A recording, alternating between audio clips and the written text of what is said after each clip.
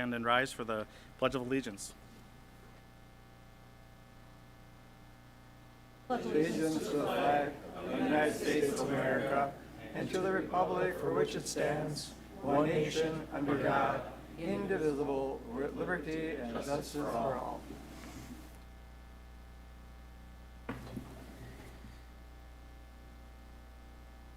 Right. Kicking us off here tonight will be our spotlight on success. And I'm not sure who's presenting, Ms. Jurek or not. Oh, you are. Okay. All right. Janelle gave you some brochures about speech because we're going to talk Yes. about Yep. that as well. It's cool. Yes. So in case you don't know me, my name is Sam Lewis. I've been language arts teacher with New Prague High School for 11 years. And in those 11 years, I've also coached the speech program, 9 of those on just the middle school side, and last year and this year, both middle school and high school. You may have also heard of speech recently, as on Friday night, the graduation, the 2 student speakers, Carter Woodgate and Taylor Peterson, were also very actively involved in speech. Taylor for a lot of years from middle school through high school. So speech is a competitive public speaking activity. It's been part of the Minnesota State High School League for decades. In this activity, students choose one of 13 categories, and then within that category, they become the master of a topic or a speech over the course of the season. And those brochures will lay out for you more some snippets of each category, including on the back page what happens then at tournaments. I would love to go into the details on all that, but then we'd be here all night. Because this is such an individual activity, each student really becomes the star of their own show. During the season this year, the team and I often heard stories from parents, judges, and even some bus drivers who participated in speech during their middle school or high school years.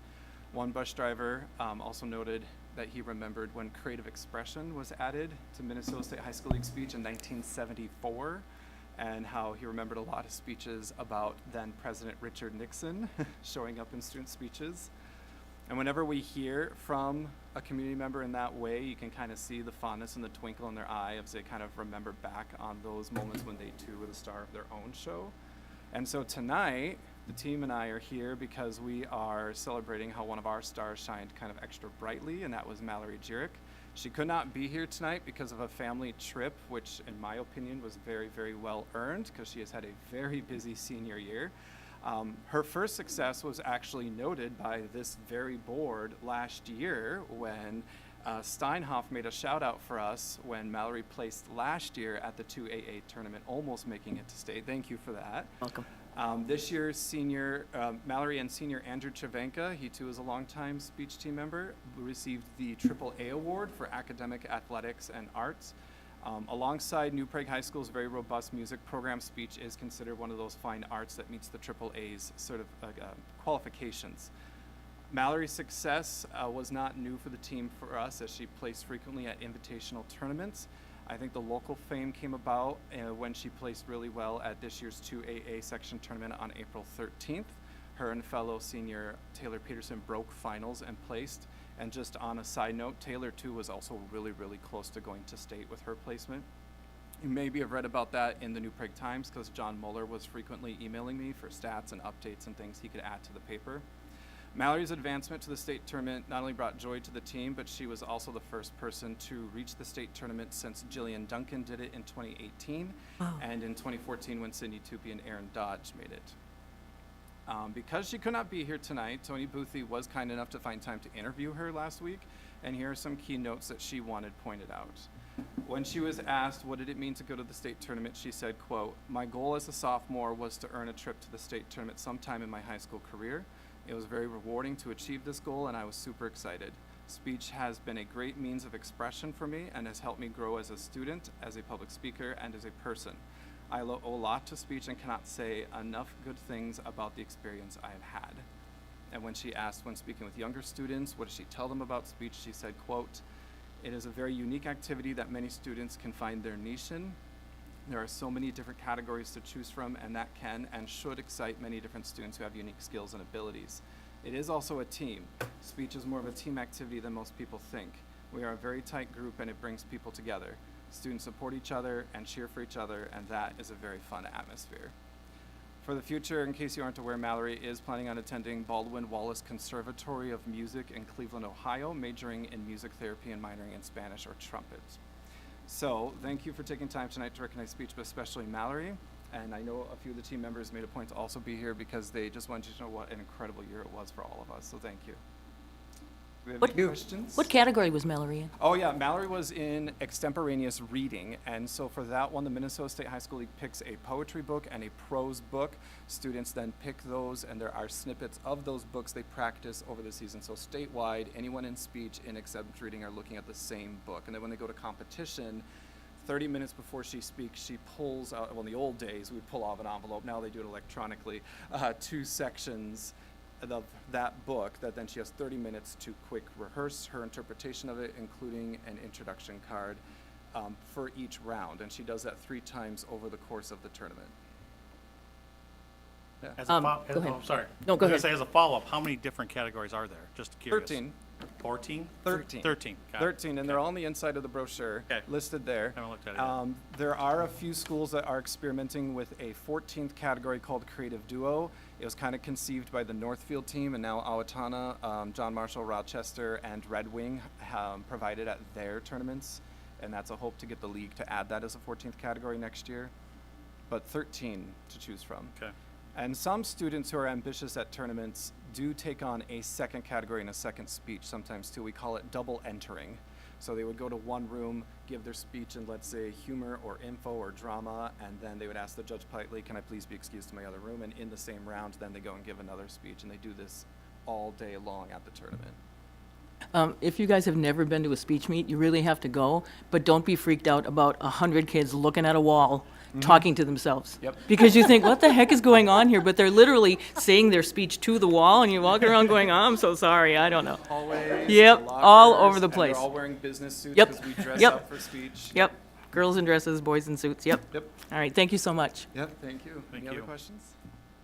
I think so. Thanks. Thank you.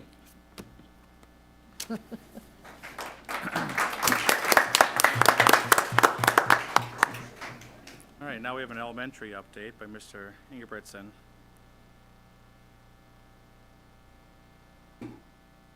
Welcome.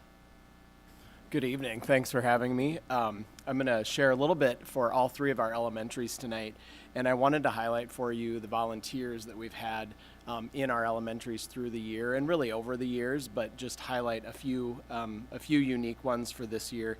And volunteers really are critical to our vision as we look at supporting and engaging students in high levels of learning. They impact our students and our staff academically, socially, emotionally. And so each elementary has a variety of different volunteer opportunities. Some of those are things that happen, one big event for one day or one moment in time. And then we have things where we have people coming into our buildings consistently every week, really every day, but throughout the year. Some of our more organized pieces are our PACs, the Parent Advisory Committee at Falcon Ridge and Ravenstream, and then Eagleview has a PTO. And they're critical too in the way that they support all throughout the building and our families. So the first few photos that you've got there are from Ravenstream, and we hosted 2 different outdoor education days this year, just something new. Our speech teacher, Ann Studer, really had the idea. Her youngest daughter participated in the outdoor preschool this year, and she loved that and loves that for her kids, and so she wanted to bring as much of that as she could into Ravenstream. And so our spring outdoor day was really meant to build community across our students. We had some of our classrooms would be out there with their buddy classrooms, so you'd have a kindergarten group with a 5th grade group. We had around 33 different stations that teachers could choose from and just make their way throughout the day to all these different stations. We had things like making bird feeders, learning how to cast. So we had some really long fishing poles they were doing that with, and some regular ones. There was a group weaving mats from plastic bags that we'd recycled. We had a high school student come and teach about bike maintenance. And that took, this spring, we had about 60 volunteers that came for that, which was just astounding. I haven't seen anything like that in my 5 years here, and so that was really great. Those were parents, definitely. We had grandparents. We had a spouse of a retired teacher there. We had former students that were helping us out. Scott County Conservation was there, and they were one of the rotations. We had some 3 people from the Duck Cup joining us. So just a wide range of ways that we are connecting with the community, and just great for our students and staff to have a part in that. For Eagle View, and this was happening at our other 2 elementaries as well, but for Eagle View, I wanted to highlight the Creative Commons volunteers. So with some of the shifts within the building, in the elementary buildings and in our libraries this year, the volunteers were really important in our Creative Commons to support our media specialists, students, and staff. So at Eagle View, they had volunteers that were spending 3 hours a day plus on many days. They helped with checkout. They shelved and cleaned books. They made bulletin boards. They helped run the cross-stitch club. They dusted, they prepared spine labels, repaired books. And so it was a great addition to the culture of our schools in all 3 of our buildings, and just the way they welcome our students in, they help our students along with our media specialists. And at Eagle View, all of those volunteers plan to return next year and help us out in the same way, which is great. Yep. And at Falcon Ridge, I want to just highlight some of the ways that our volunteers supported, really very tied into the classroom, and again, consistently through the year. So we have volunteers that come and help students with specific reading needs they might have, extra practice on math concepts, whatever a teacher might be able to identify as an extra hand needed in that. Mary Drazen has been present in our schools with her therapy dog, Maggie, and the things that she does range greatly. So she is providing social emotional support. Just the presence of Maggie, it's amazing to see how the kids respond when Maggie enters the room. Students reading to Maggie. She's presented in classrooms reading aloud, focusing on kindness. She shares the way she gives back with Maggie at many different organizations beyond our New Prague area schools. And then we have volunteers that are helping just guide different classroom projects that are happening. So you can see that we're pretty widespread in the ways that our volunteers touch all of our students and our staff, and really grateful to have the community support in these many different ways to help us do all the great things that happen within our schools. So thanks for letting me share. Thank you. Thank you.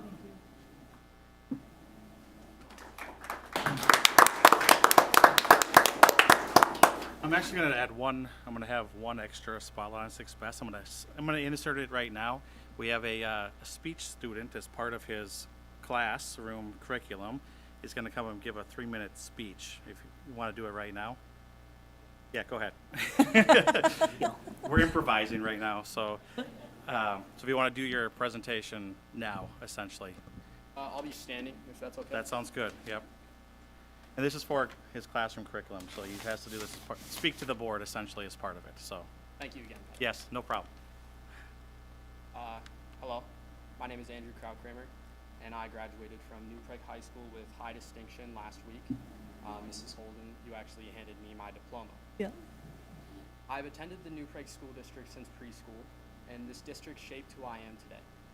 It has given me an incredible breadth of opportunities, and if I had to live it all over again, I would come back here.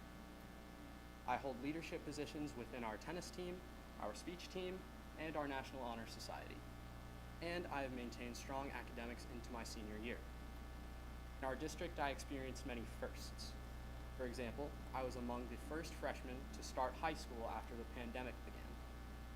However, as with most firsts, I could not foresee the failure of the 2022 levy. The proposed cuts, which included middle school sports, multiple staff positions, and raising costs like parking passes, sparked a realization that I had took many opportunities I previously enjoyed for granted. I forged lifelong relationships in the now cut middle school activities, keep in mind I joined speech in middle school, and formed bonds with staff members who were either let go or effectively fled the district. The results from the cuts only made me more cynical regarding the future of our district. Most recent failed referendum furthered this anxiety. Our education will not improve with less money, teachers, and activities, alongside increased class sizes and prices. Education supplied after these cuts will be objectively lower quality than the ones that I and my classmates have enjoyed. The cracks are already starting to show, despite the cuts being relatively limited to those forecasted in the future. I ask simple questions. What are the engaged students, those who put their care, effort, hearts, and souls into school, as many of my classmates do? What are they meant to do if their community does not reciprocate their effort and care? I see no one who voted against the referendum as malevolent, but this will have dire, lasting consequences. Second round of cuts will not result in the creative, community-oriented engagement our students exhibit. Instead, students will feel unsupported by their community and migrate elsewhere. If New Prague will not reciprocate the sheer commitment shown by our students and faculty, I guarantee another community will. That would deprive New Prague of the bright student body and workforce who wants to see it prosper. Next fall, I will be going overseas to continue my education. It will be the first time in my life that I will not be attending a New Prague school. I could turn my head and let bygones be bygones, but I don't want to.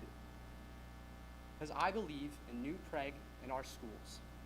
I want to see New Prague and our youth thrive.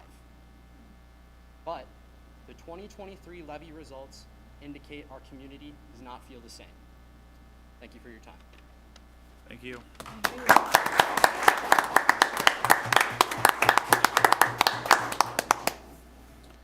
All right, so next on the agenda is the open forum portion of the evening. Tom, I know that you are one of the individuals, so before stepping up though, Tom, I just want to let you know that meetings are recorded and will be viewed by accessing the board page on the district website. Those that have submitted an online request to speak during open forum, you were notified earlier today of the amount of time each speaker will be given, so you should have 5 minutes, I believe, correct? Please be advised that the board may not respond to your topic at this meeting. If your comment requires follow-up, the board chair or administration will get back to you as appropriate. So, Okay. Go ahead, Mr. Fadden. I'm here to talk about what I've read in the New Prague Times, and the board minutes regarding discussion of an operating referendum. New Prague Times has reported the district claims that there isn't sufficient time to adequately put a bond referendum question on the fall 2024 ballot. It's also been reported the district has expressed concern about going back and asking for an operating levy too often because they're concerned it might fail if they ask in the fall of 24. I don't believe this is the district being honest and transparent. I believe the district is actually trying to mislead the residents of the district. I say this because it's an established fact that off-cycle elections attract lower voter turnout than on-cycle elections. The decrease in turnout that accompanies off-cycle election timing creates a strategic opportunity for organized interest groups. Members of interest groups with a large stake in an election outcome turn out at higher rates regardless of election timing, and their efforts to mobilize and persuade voters have a greater impact when turnout is low. Politicians, and this has been studied and verified, politicians manipulate election timing to achieve the election outcome they desire. Studies have shown that school board members will strategically schedule school bond referendums for off-cycle elections in order to increase the proportion of yes voters who turn out on election day, which works in the favor of their desired outcome.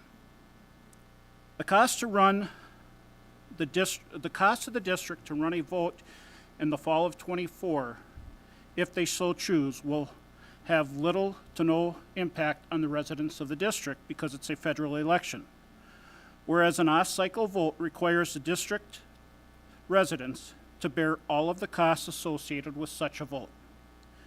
If the New Prague Area School District intends to ask the voters for an operating referendum, then the right thing to do as elected officials and administrators of the district is to do so on an on-cycle election, such as the fall of 2024, rather than trying to manipulate an election in the favor of your special interests, which is exactly what it appears the school board and the administration of the New Prague Area Schools is trying to do by talking about putting a vote in the spring of 2025 or the fall of 2025. I hear it so often from school boards that they believe in transparency. This certainly isn't transparency when you're trying to sneak something in the back door rather than doing it in the fall of 24 when you certainly have plenty of time to put together an operating referendum with the numbers that you need. Thank you. Thanks. All right, I would ask for approval of the agenda. So moved. Second. First and second, those in favor signify by saying aye. Aye. Those opposed? Motion carries 7-0. I would also entertain a motion for the approval of the consent agenda. So moved. Second. So first and second, those in favor signify by saying aye. Aye. Those opposed? Motion carries 7-0. All right, moving to the board committee reports. First off, we have the Southwest Metro Intermediate District. Yes, Southwest Metro held their monthly meeting last Tuesday. And at that meeting, we had a very lengthy second reading of the budget, and we voted to approve it. We also had an action item that dealt with long-term facilities maintenance, and that also passed. We had a resolution on safe schools. That one passed as well. And then we finally had a contract with the teachers that are not with the union. There are union teachers and there are a few non-union teachers in our district. And we had a separate contract that we approved for them as well. We had a presentation about the transition program, and the transition program is meant for students who are finishing up their schooling in the districts that they come from, and they are taught skills of life, how to get jobs, how to maintain their group home if they live in a group home, how to live in an independent living if that's their ambition or their ability to do someday. So a very good program that involves a lot of students and does a lot of good before they leave our district at the age of 22. And then we had a closed session last Tuesday as well. And at that closed session, we had to deal with a personnel item. And that personnel item had to do with the superintendent's contract. Our superintendent retired or had announced his retirement for the 1st of July. But before that came around, we were told that there was a discrepancy between the contract that he presented to us that he would be retiring under and the contract that we approved in September 20th of 21. And after having legal services look into the matter, it was deemed that the superintendent did do something that warranted his immediate expulsion from his position. So as a result of that, we had a resolution that passed, and that resolution said that as of July 1st, the person that, in this case, Darren Kermis, it would be no longer employed by the school district and would be terminated at the end of July, at the end of June, completely. And this month period would be without pay. For the first part of the investigation, when the situation was looked into, he was suspended without pay, and the board passed a resolution saying that he would be let go on the 1st of June, and for the next month before his official retirement date, he would be not paid for that as well. Then we also passed a resolution that dealt with the suspension as well. And then finally, we dealt with a motion that approved Dr. Michael Redmond to be our district superintendent for the interim until a new superintendent is approved. And it looks like on June 18th, we have our search committee and our superintendent committee looking into the situation, and we should have a new superintendent on board on the 18th of June. This past week, the superintendents met and looked at applications, and we had 12 applicants that they screened. And the superintendents now will be passing that on to the school board, and we will be making our decision based on their recommendations and also our interview process that we've established as well. And then we'll have 2 or maybe 3 final candidates that we'll interview on June 18th to take the place of our retired and our fired superintendent. If there are any questions that you might have concerning this state of affairs, I'd be happy to answer them within the bounds of legal terms that I can. But it wasn't the way I wanted to see a person's tenure end, but was an unjustified looking at a contract in a way that we did not approve it and terminate him for that reason. If there are no questions, I'll turn it back to you, Okay. Mr. Chair. Thanks for that. Next on here, we have the special CPAC. CPAC did not have a meeting, but we did have that activity that was held in April, and that was very well received, and very, very good comments were given to it by the people that participated in it. Good. All right, community education. Community Ed had their last meeting for the year, and some notes Sandy gave me too was they've been busy with summer registrations, finalizing summer and starting to work on the fall catalog. Mary in early childhood has accepted, which we already know this, but I'm going to say it again because she deserves a little recognition, the early childhood coordinator position in Eden Prairie, and will be leaving New Prague in June. Thank you to Mary for all her years of leadership with the early learning program, and we wish her the best. Pre-K students have been visiting the elementary schools for the start of kindergarten in the fall.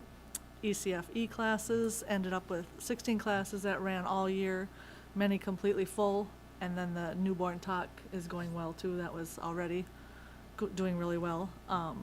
Planning for next year, new class at Eagle View for next year, pre-K and play. The section will be held Monday through Friday, 6:30 a.m. to 5:30 p.m., wrap in the morning and preschool in the afternoon. Nature-based preschool went well again. Enrollment for next year, they have 18 right now, and ECFE nature-based is also going to do one next year. Full day at Falcon Ridge, 19 registered for next year. Senior shuttle is ready to roll. It'll be available Tuesdays from 10 to 1. People will be asked to call the Community Ed office to sign up Monday at noon. Thank you to the New Prague Chamber for the $1,000 donation to the shuttle. Senior picnic is on June 25th. Aquatics, many openings for swimming lessons yet this summer. And music at the Bras this summer, 8 weeks this year. Hey, that's all I got. And Jean might have a little bit to add to early childhood. I did get an email from Mary, and just a few things. Preschool ended with 294 students, 81% capacity, and we are 84% full for next year's classes.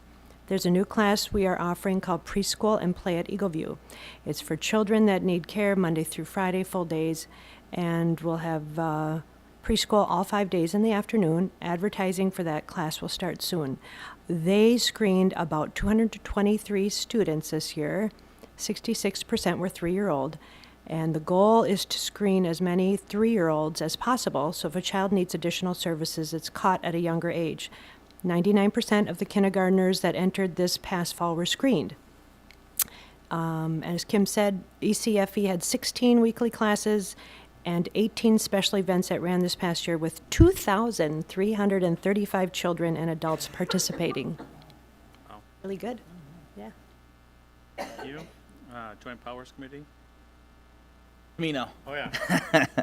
Don't be looking at me. As far as joint powers goes, we did talk quite a bit about the pool and things like that. The biggest notable change in policy with expanded swimming lessons, we're now going to be able to offer anybody that is open enrolled but not a district resident priority classes. And so that should be something good for our open enrolled students that want to participate in this stuff here in the community. All right, thank you. Equity Committee? They had a meeting. I missed it. I did not have anything. Okay. Karen and I attended Oh, the good. meeting. Yeah, go ahead. And the highlight, well, there are a number of things that were talked about, but one of the most important was that it was a good year. The director of equity was very pleased with the way the year went. A lot of things that were put into place are working very well as far as making people feel very much at home in their schools. And he also emphasized the fact that students were taking more of a responsibility for the actions of other students, talking to other students and saying, you know, what you're doing is not okay, and being willing to step up to the plate, so to speak, and say, you know, we're better than this, and being, you know, corrective in their peers' way of dealing with things. So that was really good. And then also the Equity Summit will be held this year on the 18th. I think I might have mentioned that before. It'll be held this year, not at Lakeville, but it'll be held at Lakeville South. And board members, as well as administration, teachers are welcome to come to this. The only kicker for me is that it's also the same day that we'll be interviewing the final candidates for Southwest Metro, but that's in the evening, so I think I'll still try making it to the... What day of the week is that? The 18th of June, and I believe that's a Tuesday, if I'm not mistaken, but look on your calendar. I would encourage anybody who can to go to that Equity Summit because it's really good. What time is it? It's an all-day kind of a thing. It's all day from 8 o'clock, I believe, or maybe 9 o'clock. It starts out with a speaker, and it goes to about 3 or 3:30. Okay. They And give you it- breakfast and lunch. But you have breakout sessions, and you can pick out the sessions that you'd like to attend, the ones that interest you or the ones that you feel that you'd like to have more knowledge about. So I agree. Very good. All right, good. District Advisory Committee?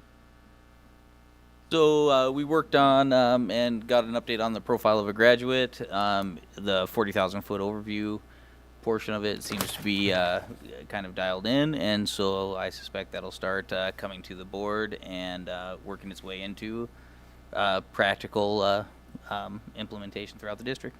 Okay. All right, and then New Prague Area Education Foundation, which is me.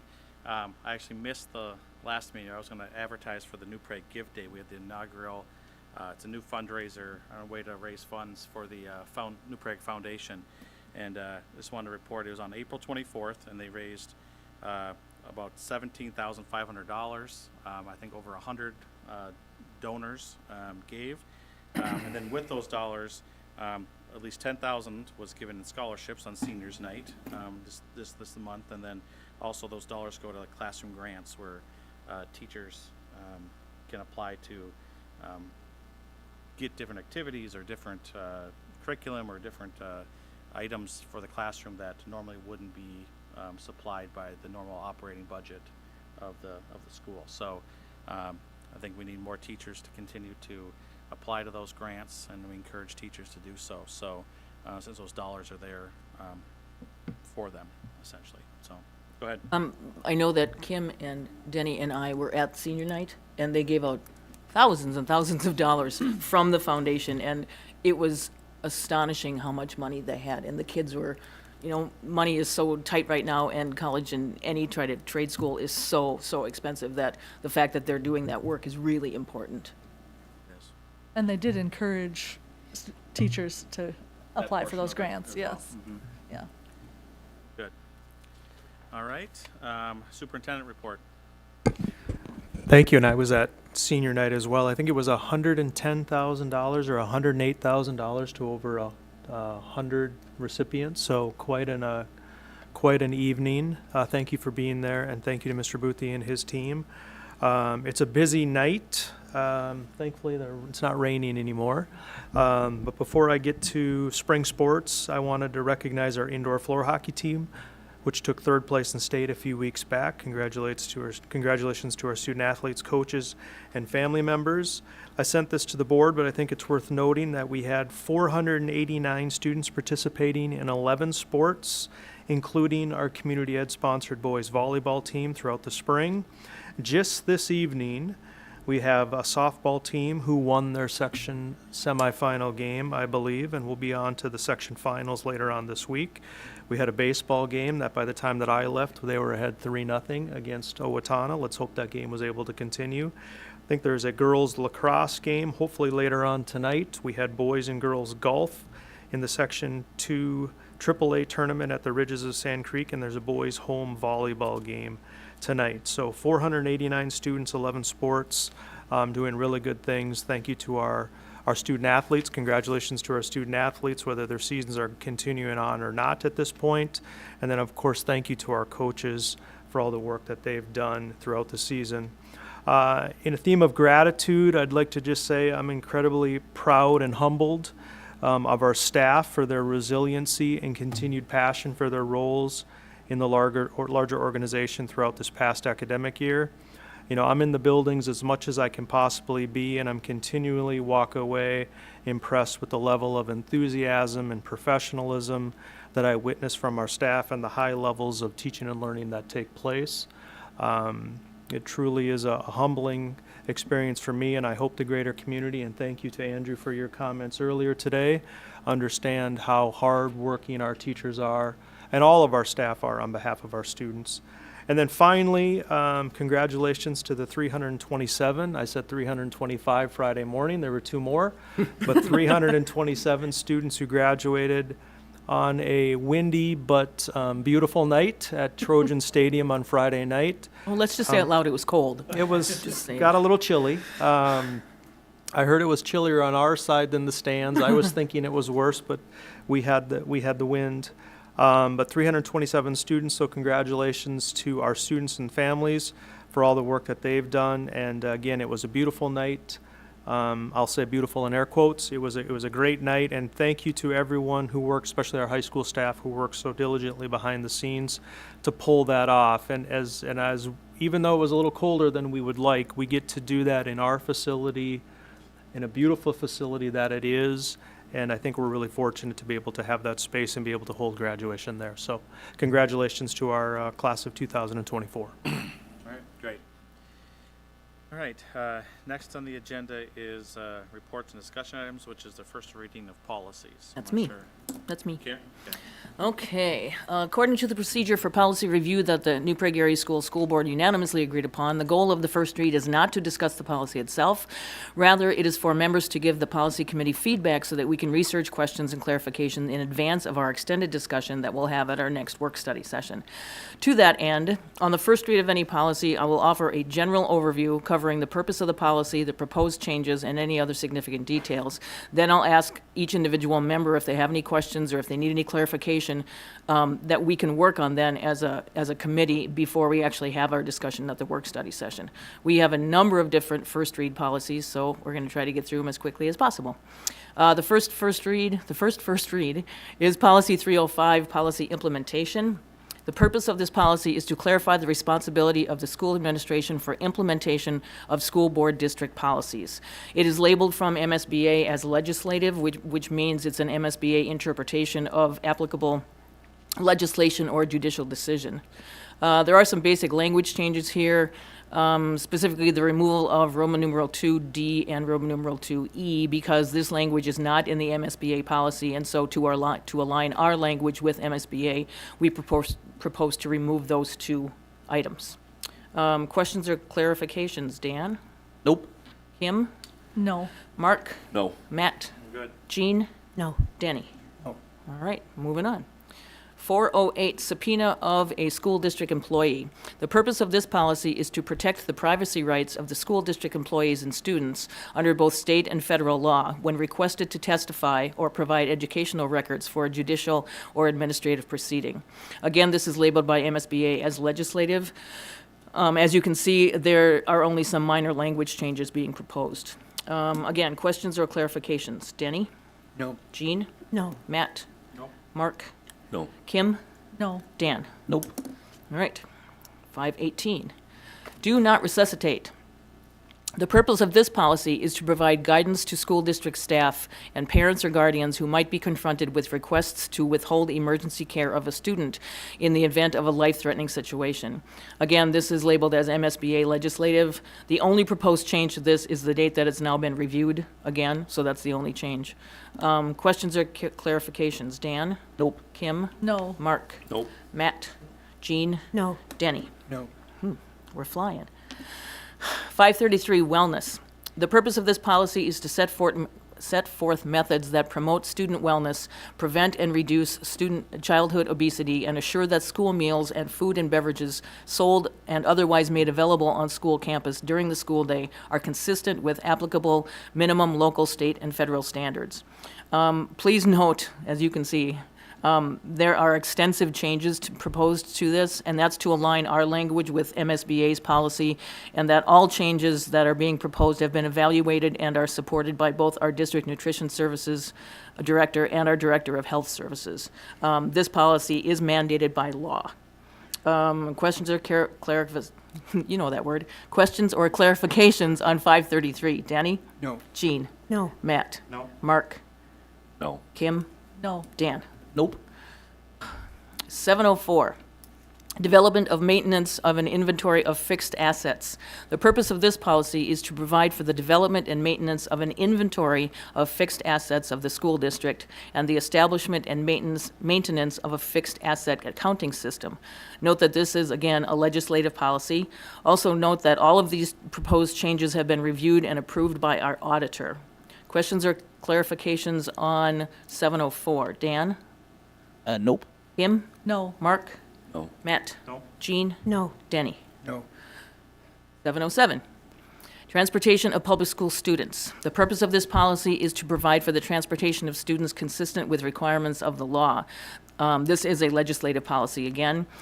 I'd like to make two specific notes here. First of all, in the policy, there are references and applications to about 30 different state and federal laws that deal with student safety and well-being. Student safety is obviously our first priority, and so any changes that are being proposed to this policy will always be in compliance with all of these laws. Number two, as just a reminder, there are no proposed changes in this policy to the walking distance for our students. Rather, budget reductions are forcing us now to adhere to what has always been stated in this policy. The district had been offering transportation above and beyond our own policy for the last few years, but now we simply do not have the financial means to continue to do that. And so in the fall, we will be compelled to enforce what the policy has always stated. Questions or clarifications on 707? Denny? No. Jean? No. Matt? No. Mark? No. Kim? No. Dan? Nope. My notes say that's all, folks. Done. All right, good. All right, moving on to our action item portion of the meeting. We first have a presentation here for Planning for Success, middle school model and course approval for the middle school musical elective course.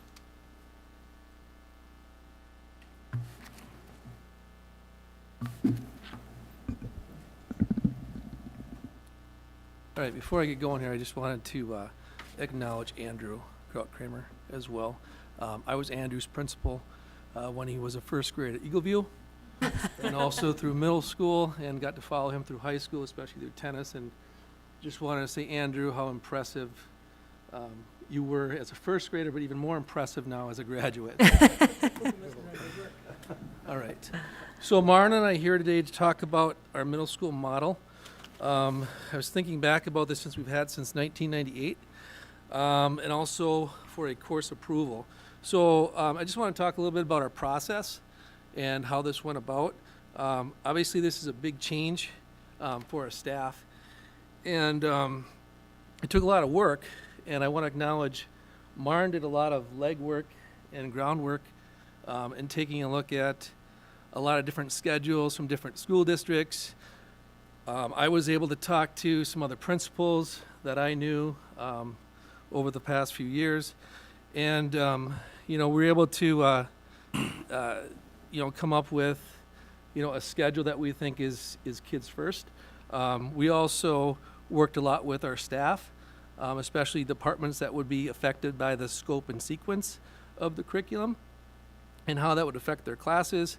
And I do want to say that our staff jumped right in, positive attitudes, and put our kids first in moving forward with this change. So we did a lot of work, a lot of small group meetings, multiple meetings with a lot of different departments, on top of trying to continue to teach our kids and close out a school year. And our staff, I can't say enough about our staff and the work that they did as we took a look at the 7-period day. We also had a planning committee of about 13 staff members, and we met before school probably 4 or 5 times, and we were able to narrow down the 7-period day schedule, get input from other staff. The staff members that were on the committee would go back to their grade level teams, get input from them, bring it back to us. We had some really, really good discussions. It went better than what I was expecting it to, because when you have a lot of people, you have a lot of ideas, which is a good thing, but then it comes down to narrowing those ideas down and coming up with a schedule. So we're hoping that it works once we put all the kids in with their schedules. We're still working on that. Hope to finish that up next week. But it was a lot of good work that was done by our staff, and also it was good that our staff came together to make this the best it was for our students. And we also took a look at some other different things that were pertinent to our new 7-period day. So I think you have the presentation in front of you, so I'm just going to highlight. So we're shifting from 51-minute, the core classes will go from 58 minutes to 51 minutes, but our biggest shift was from our allied arts classes, which will go from an every other day schedule of 85 minutes to an every other day schedule, most of them to 51 minutes. So across the board, we will have 51-minute classes, and we will also have a homeroom in the morning of about 9 minutes. And some of the biggest changes we have that are non-band and choir kids will have a daily study hall. It'll be a structured study hall, so when we work with our staff, there'll be structure to it, because we all know that our kids at the middle level, if you haven't been in the middle school, I've been there for 28 of my 32 years, they need a lot of structure to be successful, especially during a study hall. That's going to be big for us, new for us. Our 6th grade band and choir kids will have an alternating day study hall unless they're in both band or choir, so we're able to keep that, which is really good. Our 7th grade and 8th grade band choir kids are going to have, we're going to be able to have band every day. 6th grade will not. It's a larger group, so we have over 100 kids registered, so they'll be on an every other day schedule. It'd be very difficult to have over 100 kids in band, so we're able to do that. So with all grades, one thing that's going to be eliminated is our tutorial time, and that was an extra time during the day where kids were able to do retakes, maybe get some extra help, things like that. The teachers are going to be able to structure those things within their classes, or hopefully the teachers that have study hall will be able to work with those kids as well. I've already talked about our shift from 58 to 51 minutes. Our 6th grade band and choir, again, it will be alternating days with a study hall. And then our 7th and 8th grade band and choir is going to be daily, which we think is going to be really good to keep some of those things in place as the kids continue to develop with their band and choir skills. As you know, we have a very proud tradition with our fine arts programs here too, and that starts at the elementary level and that continues with that middle school. We're able to have those classes each and every day with the band and choir, and the kids we have a high number of kids that are in those, and that just shows the success of our program with the number of kids that want to continue to be in band and choir in the fine arts. So breaking down our grades, just wanting to give you kind of an overview of what a schedule might look like for each of the grades. In the 6th grade, what we did was we split our current language arts block into 2 blocks. So this will allow for additional reading and writing instructional minutes. And so essentially 6th graders will have 5 core classes, and then they will have full year of alternating day Phi-Ed, which is an enhancement from the current structure where students have one of their quints. Is that correct? Correct. Middle school schedule has a lot of different pieces to it. Not anymore. So last week, there would be 1 quint out of the year where students would not have physical education in all 6th, 7th, and 8th grade. And so what we did for all 3 grades was move Phi-Ed to kind of its own side, if you will. And so students will have Phi-Ed alternating days for the whole year. And so though the minutes will be reduced because of the way the periods are working, students will still have that alternating day Phi-Ed all year. And then they will have half-year alternating day health and half-year alternating day art. And so that's really kind of the day. And then that 7th period then for students would be band, choir, or study hall, depending on their choice there. So we did have to eliminate tech education and Spanish kind of from our wheel, if you will, that 6th graders had. However, this will be a very structured schedule for our 6th graders, and something different next year too will be most periods, all students will be shuffling through the building at once, which will be different as well. I think the incoming 6th graders won't know anything different, but 7th and 8th graders will definitely feel a busier hallway as they're moving, but that will prepare them for the busy halls of the high school. So some of these pieces will align to the high school day and will help kids transition in that way. So that is kind of an overview of our 6th grade courses. And so really the only choice for a 6th grader is whether or not they're going to take band, choir, or neither. They could take both in this model, which would be an option for them. In 7th grade, we have our 4 cores as we currently have. And then, as we discussed with 6th grade, Phi-Ed will be alternating days for the whole year. Just like 6th grade, students will have that alternating day health for half a year, alternating day art for half a year, and then half-year alternating day Spanish. So Spanish will be required for 7th graders. It was currently required for 6th graders, and now that requirement is moving to 7th grade. And then a half-year alternating day of tech education, which is currently what Anna Borwidge teaches. And so as she's looking at her course, what we're able to do there is enhance that course by adding in the Junior Achievement Finance Park field trip, which is a extension of our 5th grade BizTown experience that we started 2 years ago, that we continue to hear such great things from students, parents, and teachers with that enhancement that they were able to offer. So this, ironically, it's that same cohort of kids that was able to experience 5th grade BizTown in its inaugural year. And so Anna will be including some of the financial literacy as part. And in January, through a lot of staffing adjustments, we're going to get over 300 kids up to Finance Park, and we have a tentative plan. It'll take us 3 days because the capacity of Finance Park and our rising 7th graders is actually one of our bigger classes. So we're going to break it up into 3 days and make it work for our kids, and we know it'll be really great, just with, again, the feedback that we've heard. And so Anna is willing to take that on, and she's been running with it, which has been awesome. And then what we're able to do is, a couple years ago, we had to reduce our middle school offering of industrial technology with a staff member going to the high school for staffing purposes there. And we're able to bring that course back. And so students will be engaging with the industrial technology course, also a required course, which will include cribbage boards and some other. Yeah, the 7th graders are going to be doing the CO2 cars, and then when you get to the 8th grade, they're going to be doing the cribbage boards and then some other projects. But just a little bit about that.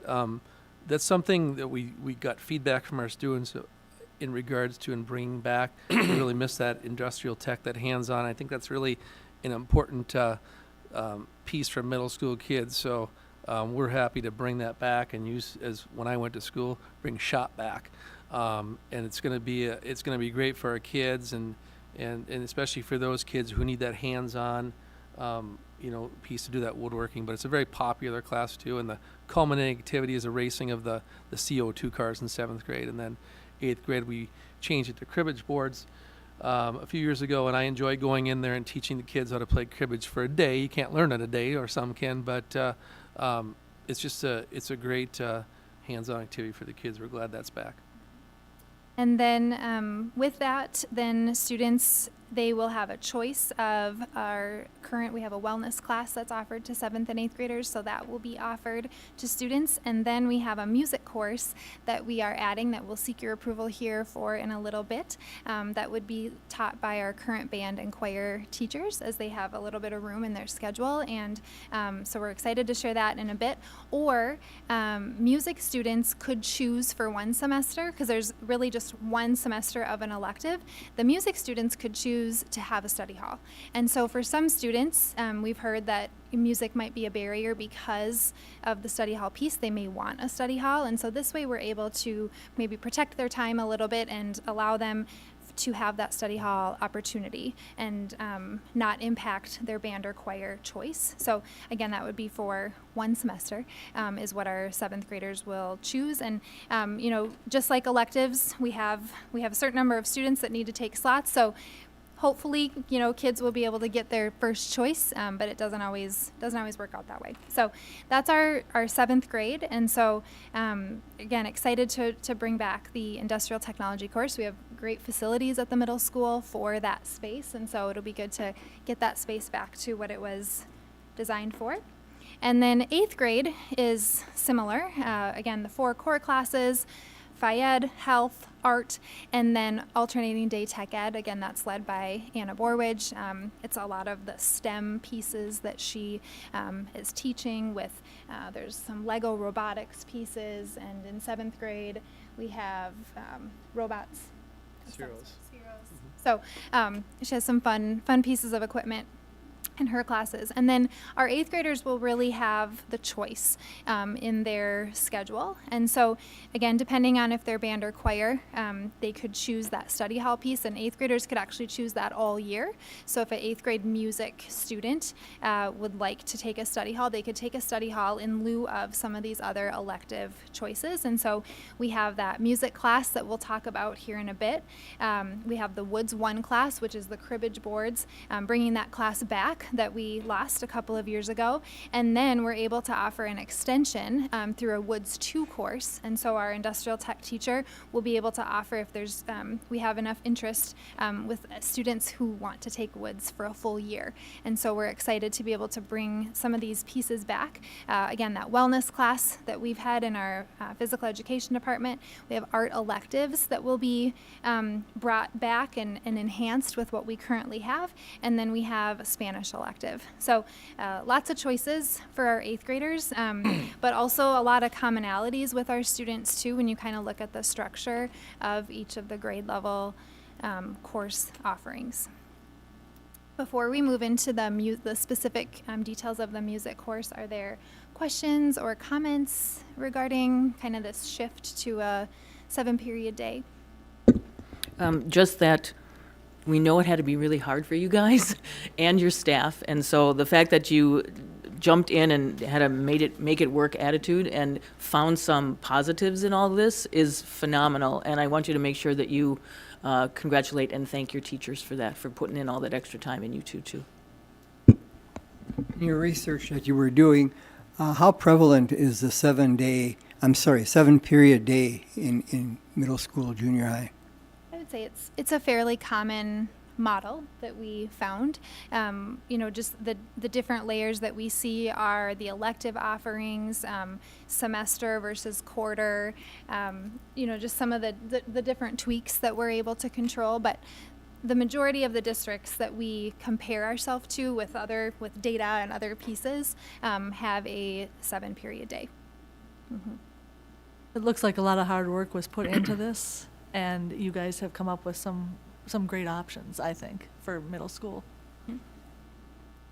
I wanted to say the same. You were faced with a very difficult situation, and good job. We've had so many one-on-one encounters with all of your teachers, your staff, and I'm not one bit surprised that this is what came of it. So thank you.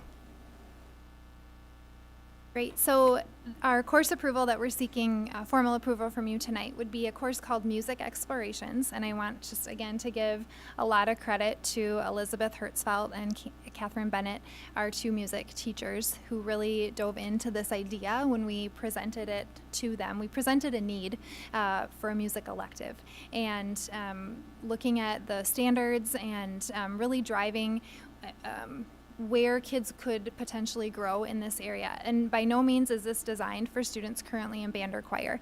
The idea here is to engage other students too, and so there's not a prerequisite or anything like that. Right now, it's one course for 7th and 8th graders, and then after this next year, we would reevaluate and then kind of decide if the 8th grade class next year would be almost a second layer to it. But you'll see the introduction here, and both teachers would be teaching it throughout the course of the year. And so they're looking at activities such as body percussion, rhythm cups, bucket drumming, inventing and constructing instruments, composition, and music listening. So again, it's designed for kids who love music, whether they can play it or not. It's really meant to be kind of an all-inclusive course. And here are the 5 units that they have designed. And when we talked through them, some of their ideas as they were looking through this, it brought them back to COVID, actually, when playing instruments was really challenging with just some of the rules and restrictions. And so they were able to kind of bring back some of the rhythm and beat pieces that they did that didn't involve using the mouthpiece instruments. And so they will actually kind of have another space in the school as well to allow for this course to happen, because they're going to have different instruments that they would need. So they'll have more of like a classroom space for this course.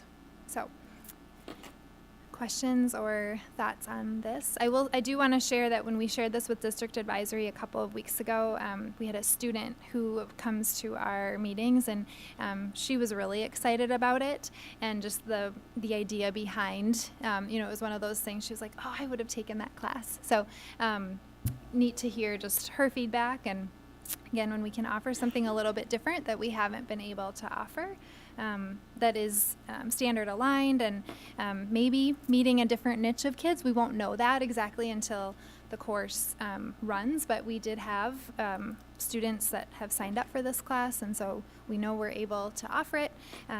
With your approval, there was definitely student interest in the course. Is it a half-a-year elective? Half a year alternating day.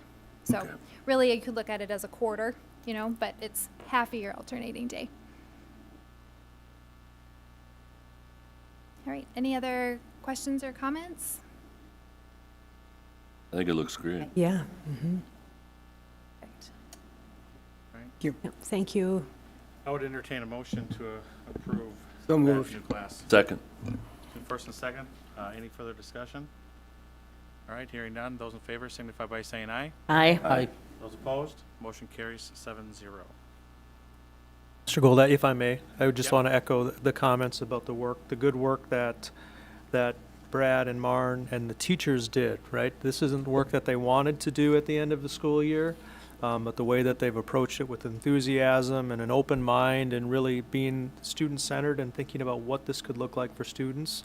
It's obviously a work in progress, but they've done a lot of really, really good work, and it's been very collaborative as well. So I applaud the two of them for being here tonight, but there's a lot of people behind the scenes who have put time and energy into this, and so yes, it's a work in progress, but it's a really good work in progress at this point, so thank you. I have a question. Did we approve just the class or the middle school model as well? Just the You class. just needed to approve the class. class. The class. Like the was- Okay, was- I was- just wanted to be sure. Yeah. Okay. All right, good. Next on the agenda here, we have Sandy, the approval of the 2024-2025 MIST renewal. Go ahead. Hey, thank you. I'd just like to start out just giving a little bit of background on MIST, just so you understand. I think I've talked a little bit about last year. We have a new board member, Jean, so we need to make sure that everybody's up to speed. So in 2013, 7 districts came together to form MIST. And the idea was to self-insure for smaller claims via a loss fund, which district contributed to, and then purchase insurance for larger claims. And the idea is that if you buy insurance, first dollar insurance, all of that money goes to the insurance company, and you don't have an opportunity to get that back if you don't use it. Whereas if you're paying your smaller claims out of a loss fund, if you don't use that loss fund, you can get that back someday, because it didn't go to the insurance company, it went to our pool. New Prague was one of the founding members of MIST, and it is run, the pool is administered, it's run by the districts. We have a 7-member executive board, of which I'm the chair, and Arthur J. Gallagher is the administrator for the pool. So starting with 7 districts, we currently have 27 members, and they're scattered throughout the state, which is important for storms and so forth, and $7.6 billion in assets. So that's quite a good purchasing power. MIST does provide member surplus distributions. We have gotten one of those one time. It was $75,000. We have a couple of years that we will get refunds, but they have to wait for the claims to mature and everything like that. So there will be some more surplus distributions in the years to come. It's very important that MIST will not drop members. Some school districts are just getting dropped by their carrier. The players are decreasing, and schools are a pretty big risk, especially for some lines. Probably most risky is cyber insurance, which we get through the pool. It's very comprehensive, and they will provide a lot of services to us if in fact we do have a cyber claim, which is very important. And the current net position of the pool is almost $2 million. So over those years, we have basically it's the loss fund that we haven't spent, as well as some interest and so forth that we have as our current net position for the pool. So the renewal information, you see it was a somewhat of a large increase, but I want to explain it because it's not all bad news. So the Midwest is the area for convective storms, and they've increased significantly. We just had, in Iowa, I'm trying to think of how many storms they had and how many people died. So we're kind of right in that area.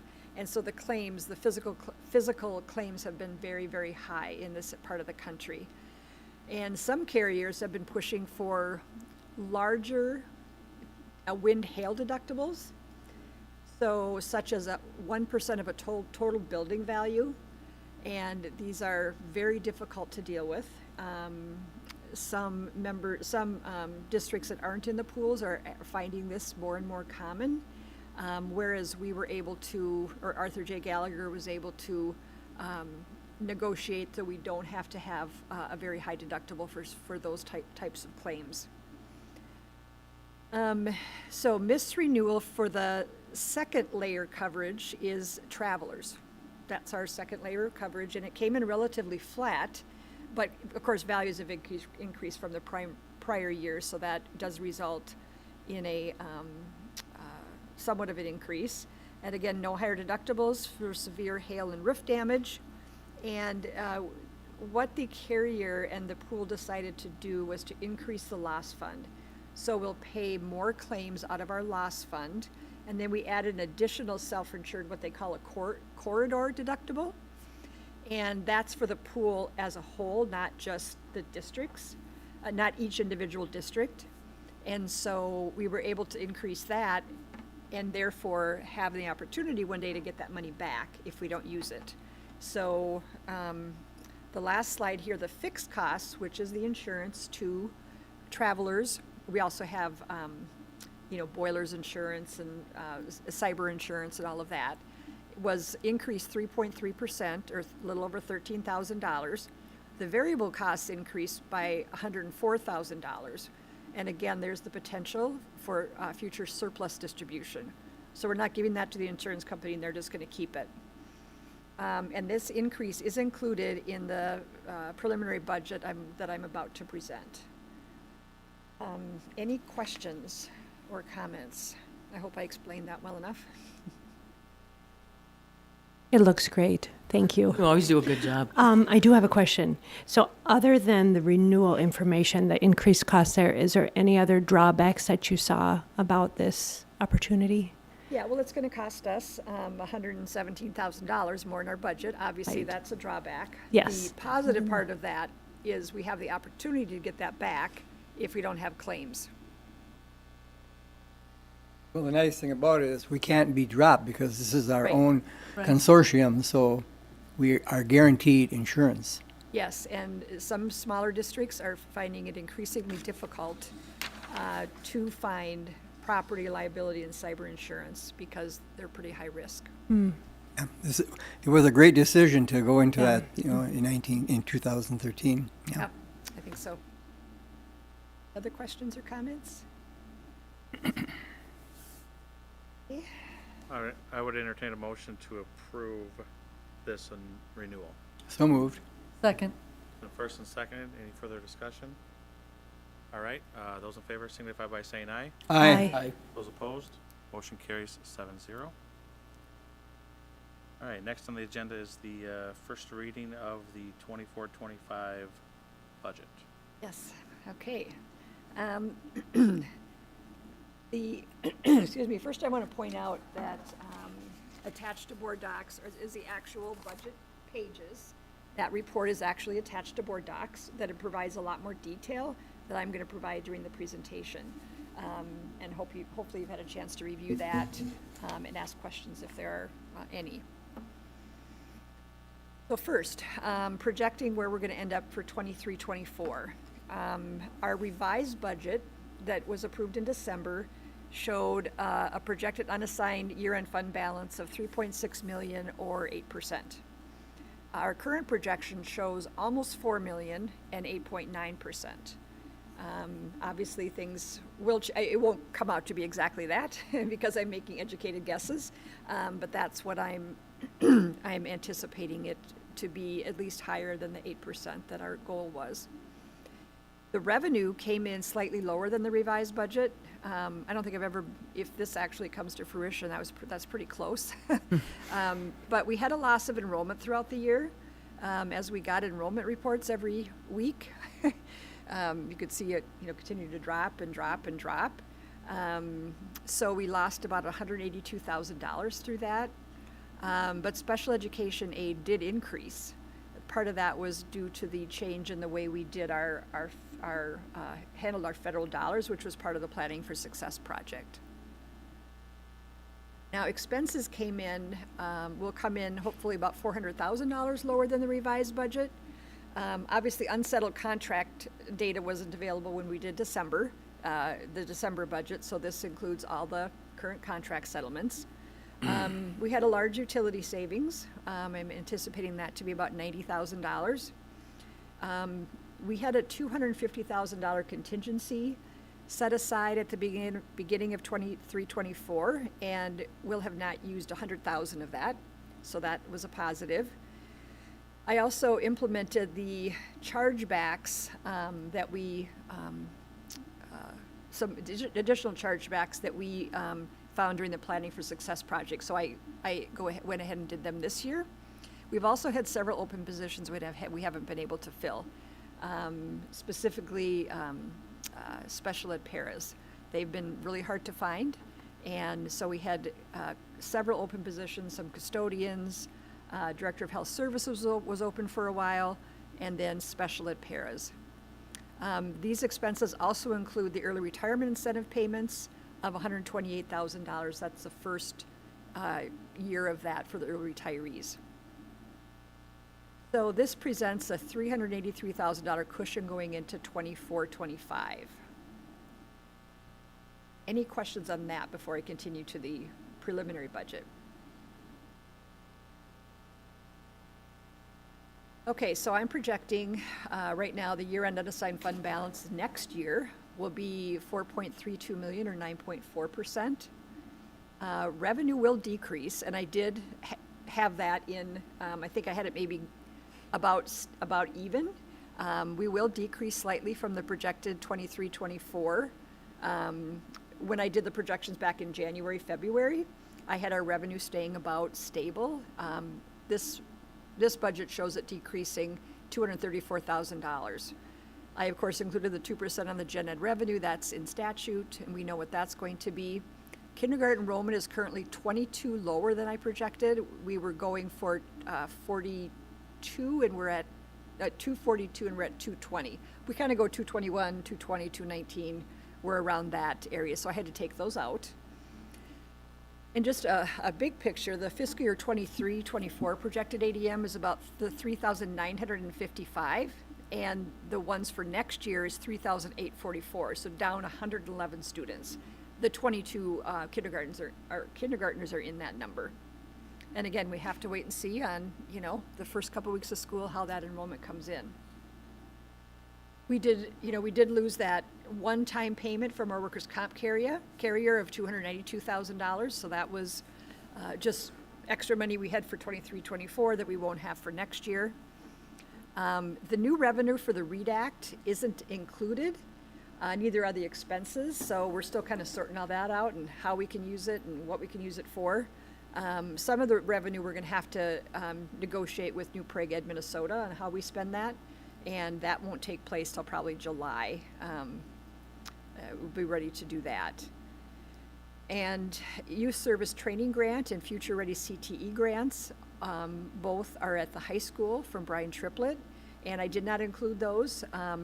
Expenses will equal revenue, so it's a neutral effect on the budget.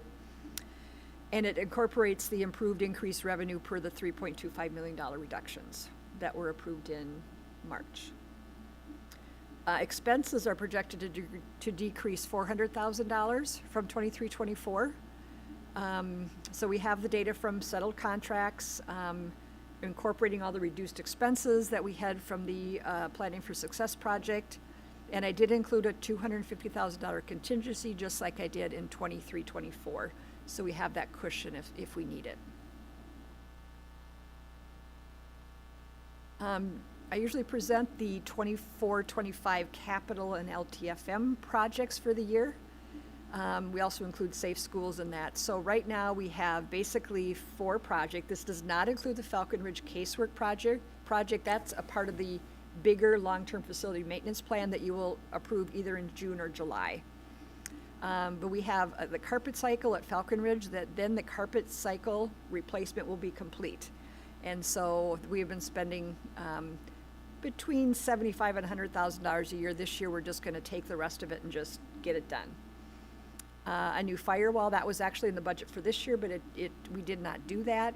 And so we're going to do that next year. That's out of capital. And then parking lot maintenance and sidewalk repair, those will both come from LTFM. So we really only have one capital project for next year. This is the general fund year-end balance chart that you can see. So you can see a 23-24. We will be, our fund balance is increasing from 223. The unassigned fund balance is in red. And from 23-24 to 24-25, it is increasing. And then the loan bar at the far right is the goal.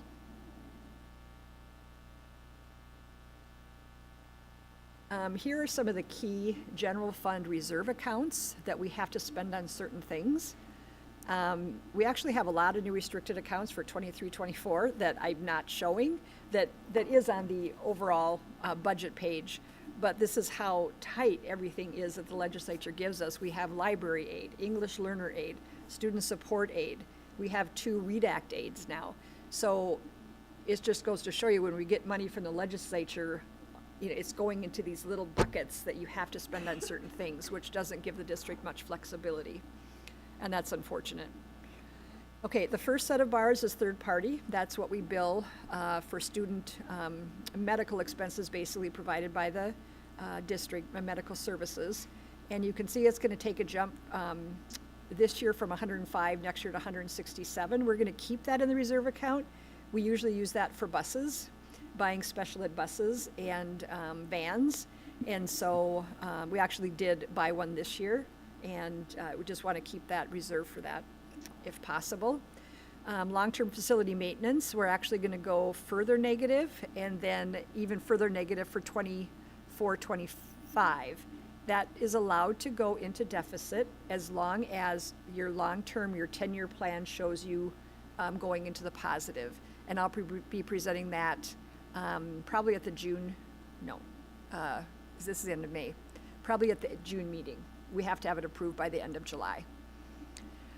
Operating capital, it was projected to take a decrease from 720 to 618. I show it growing slightly for next year. Gifted and talented, because we have an open position, we are going to add to our reserve fund this year and next year. I've talked with Maren about how we might use that in the future. We don't want to let that get that too high. We need to be spending it on students.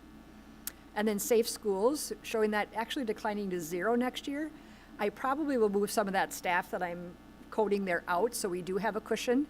But for right now, I just left it in there. And then literacy aids. So this kind of looks weird. So we have no fund balance last year. We'll probably have a fund balance of almost $200,000 this year, just because this year they restricted so much on what you could spend it for that they took away some of the uses that we could use it for. But next year they're giving that back. So it's kind of a up and a down thing. Funds 2 and 4 and 7 will be presented in June. And these are the steps. The June 24th, we'll have the preliminary budget approval. We were required by statute to have one by June 30th. September, we'll have updated enrollment. October, we'll have the audit results. December, we'll have the final budget that incorporates all the staff that we have for next year. And then final projections again in January. Any questions at all? Part of the money from the READ Act has to go through Education Minnesota because part of it is for teacher time, I'm assuming? Yeah, so Okay. it's really to pay for, teacher stipends or hourly rate. Now, we've built that all into our calendar. Mm-hmm. So you can negotiate that for other things, but we have to have an MOU with them Okay. probably before the start of the year. Okay, And Ed thanks. Minnesota and MSBA are working on a model template for us, an MOU, and then we'll negotiate with them on how we use that. Great, thanks. But overall, you're anticipating the READ Act to be like revenue or budget neutral, essentially? You don't think it's going to have an impact on the general fund? For next year? Mm-hmm. Yeah, I don't think it will. We also were getting another the one we got for the teacher pay, kind of is what they're calling it, is $147,000. We also got $173,000, I believe, for just general READ Act, so we can stockpile that. And when we want to buy the curriculum, because that curriculum is very expensive, we don't have to replace it until we need to replace it.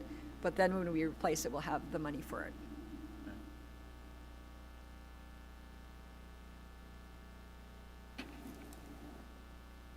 Okay, thank you.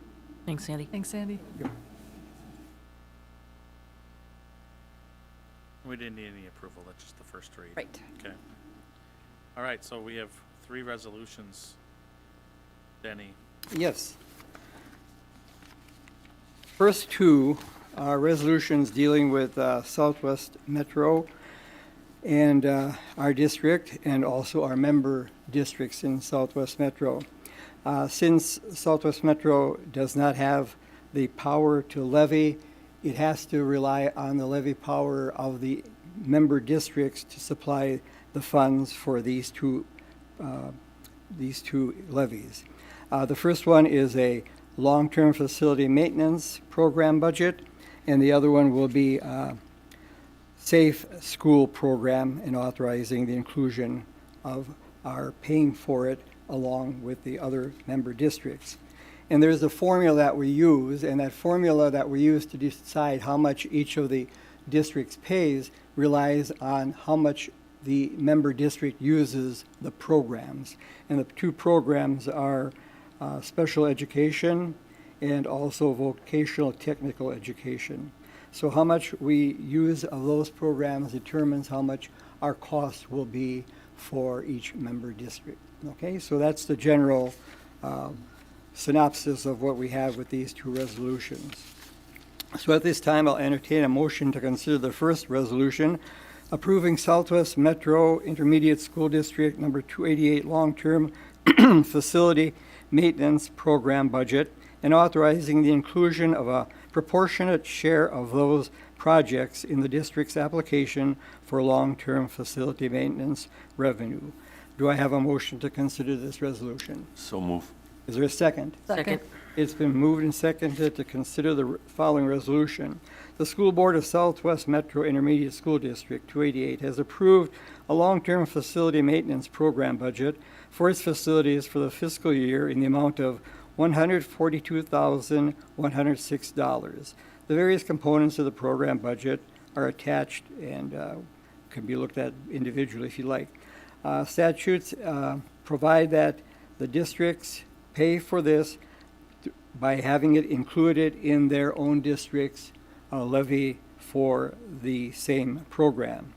And the proportionate share of the cost of the intermediate school district's long-term facility maintenance program for each member district is to be included in its application and shall be determined by multiplying the total cost of the intermediate school district long-term facility maintenance program times the percentage that weighs the two components of each of members' district's portion of the total special education tuition billing and vocational billing. Upon receipt of the proportionate share of the long-term facility maintenance revenue attributable to the intermediate school district program, the district shall promptly pay to the intermediate school district the applicable aid or levy proceeds. How do you vote on this, Karen? Yes. Jean? Yes. Matt? Yes. Mark? Yes. Kim? Yes. Dan? Yes. Dennis, yes. Item passes 7-0. Okay, so we basically have the same thing, but I'll have a different resolution because it's a little bit different. At this time, I'll consider a motion to look into the resolution approving Southwest Metro Intermediate School District's number 288 Safe School Program and authorizing the inclusion of a proportionate share of this program in the district's application for safe school revenue. Do I have a motion? So moved. Is there a second? Second. It's been moved and seconded to consider the following resolution. The School Board of Southwest Metro Intermediate School District has approved a safe school program for the fiscal year 2026 in the amount of $224,400. The proportionate share of the cost of the Intermediate School District Safe School Program for each member school district is to be included in its application for and determined by multiplying the total cost of an Intermediate School District Safe School Program times the percentage that weighs the two components of each member district's portion of the total special education tuition billing and vocational billing. The safe school cost shall be funded through annual levy. Upon receipt of the proportionate share of the school revenue attributable to the intermediate school district program, the district shall promptly pay to the intermediate school district the applicable aid or levy proceeds. How do you vote on this resolution, Dan? Yes. Kim? Yes. Mark? Yes. Matt? Yes. Jean? Yes. Karen? Yes. Dennis, yes. Item passes 7-0.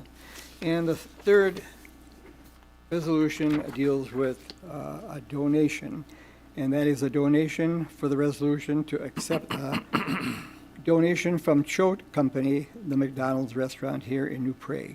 Do I have a motion? So move, or Is there a second? So move, sorry. Second. It's been, You can't do them both. I know. Getting ahead of myself. that's cutting time, but we can't do it. Whereas the school board may accept the gift valued at $1,000 or more only by adoption of a resolution by 2/3 of its members, and whereas the Choate Company, McDonald's, wishes to donate $5,000 to the New Prague area schools for the technology help desk class at the high school. Now therefore it be resolved by the New Prague Area School Board to accept the donation under no conditions. How do you vote on this, Karen? Yes. Jean? Yes. Matt? Yes. Mark? Yes. Kim? Yes. Dan? Yes. Dennis, yes. Item passes 7-0. Can I ask a question? Did they jump up and down and say, hey, we want to give you this money, or did somebody go ask them for You it? know, I don't know that answer. Okay. I would guess that somebody that runs this program is very astute and probably says, McDonald's has deep pockets. There you and go. let's see if they'll help I us just out. want to applaud whoever thought of that. All right, last on the agenda here is the policy 505, pulled out of the consent agenda for a second reading. I'm not sure who, yep, okay, go ahead. Okay, policy 505 is the distribution of non-school sponsored materials on school premises by students and employees. There were 3 changes, additions that were requested to this policy 505. Lengthy discussion was held during our board meeting work session. Our first read at the board meeting, lengthy discussion at the work session. All members present were asked to offer opinions, comments. On Tuesday, May 21st, the policy committee carefully examined the effects of the suggested language changes. The policy committee requested clarification of one of the proposed changes, the addition of the word specifically. After receiving the clarification, the policy committee met once again, May 23rd, and conferenced with the MSBA attorney who offered the following opinion. Requested change number 1, modify guidelines number 7. It presents a clear and present likelihood that either because of its content or the manner of distribution, it will cause a material and substantial disruption of the proper and orderly operation and discipline of the school or school activities. The proposed addition, the commission of unlawful acts or the violation of lawful school regulations by those opposed to the material may not be used as justification to prohibit distribution. Since the policy clearly delineates what can be used to deny a request, this wording is redundant. Clarification under section 3E under definitions 2, second paragraph, and section 4B 1 through 8 guidelines. Requested change number 2 modifies section B under procedures. This is within 1 school day, the principal will review the request and render a decision. In the event that permission to distribute the material is denied or limited, the person submitting the request should be informed in writing the reason for the denial or limitation. Proposed change, the person submitting the request went from should to will, is what the proposed change is, be informed. This change is acceptable since it does not restrict or extend the basis on which the decision is made. It would simply mandate that any denial be made in writing rather than verbally. And note, while the decision must be made within 24 hours, the written copy of the denial is not bound by that time limit. Last change, requested change number 3, modify again section B, the same. Within the 1 school day, the principal will review the request and render a decision. In the event that permission to distribute the material is denied or limited, the person submitting the request should be informed in writing the reason for the denial or limitation. The proposed addition is the reason must specifically inform the requester how their material violates this policy.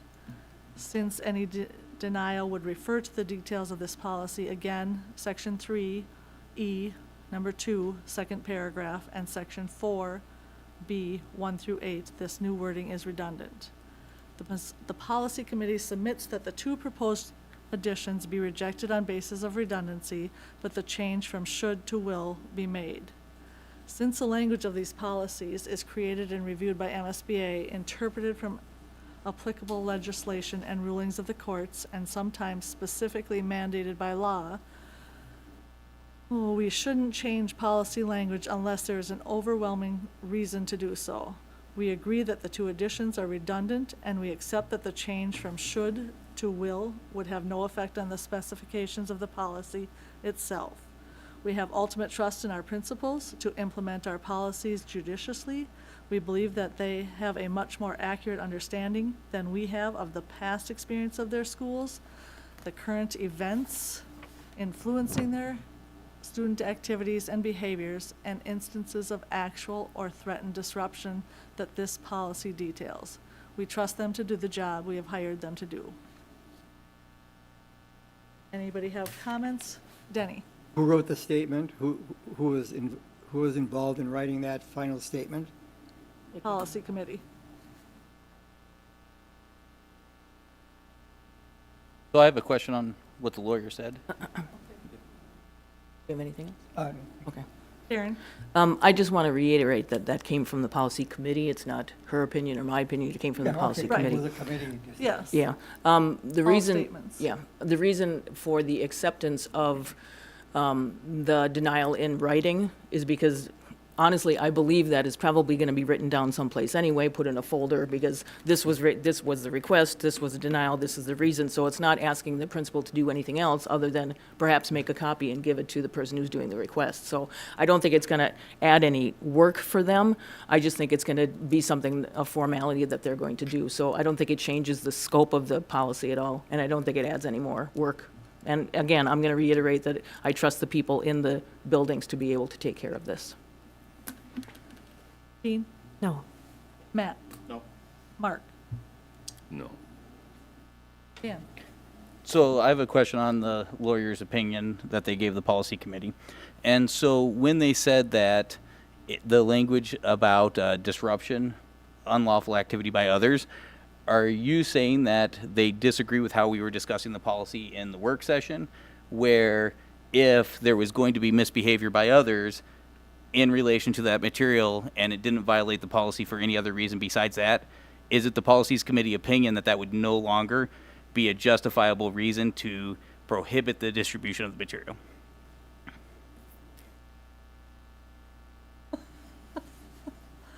From what he had told us, went through this, if you looked at the sections which we were talking about, Section 3E2, second paragraph, Section 4B, the guidelines 1 through 8, what's being said here is redundant to what is under the definitions and the guidelines in the policy already, is what he was informing us of. So that would mean that if there's going to be a disruption based upon a material in our belief, but the material doesn't violate any of the other principles in the policy, that we cannot deny the distribution of the material on the basis of an expected disruption if it otherwise complies with the other principles in this policy. Is that our commitment, is what it says? I think the policy talks about disruption. I think the addition talked about unlawful things and illegal things and things like that. And I think the policy itself is so specifically detailed that what you're asking to add falls under all of those other categories. That's the way I'm looking at it. And that, I think, if I'm not interpreting the MSBA guy right, I think that's what I felt when he said that too, is that he seems to think that what you're asking for is already there in the policy. Well, in order for expression to be considered disruptive, specific facts must exist upon which the likelihood of disruption can be forecast, including past experience in the school, current events influencing student activity and behavior, and instances of actual or threatened disruption relating to the written material in question. By either party, I think is what, I think he's interpreting it as, doesn't matter who, it's both parties.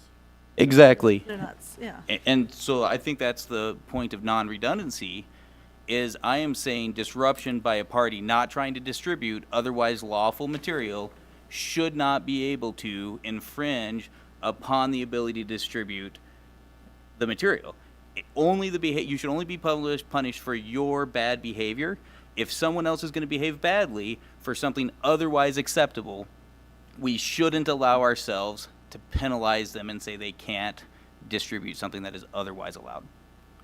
And so I don't think there's redundancy there. I think there's a clear split between who is disrupting and whether or not that is justification to prohibit otherwise to prohibit distribution that doesn't violate the other principles of this policy. I disagree. I think it's a tough call. I think you can't make that call very easily, and you're splitting hairs, so Leave it to the person in the room. I can see your point somewhat, Dan, but it's a tough one to be able to pin down. I just-